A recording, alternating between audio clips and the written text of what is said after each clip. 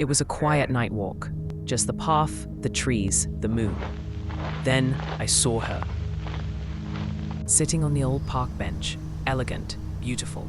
She turned her head, a warm, genuine smile. I felt a pull, an invitation. I started walking towards her, drawn in by her grace.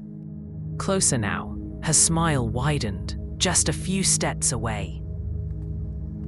Then she looked away, a sudden stillness. The air felt different.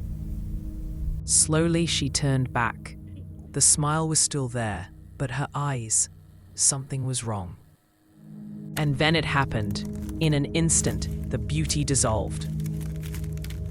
Her face, it wasn't a face anymore, just a horrifying, rotten mask of decay. I didn't think. I just ran. Panic seized me, my heart pounding. I ran until my lungs burned. When I finally dared to look back, the bench was empty. Who was she?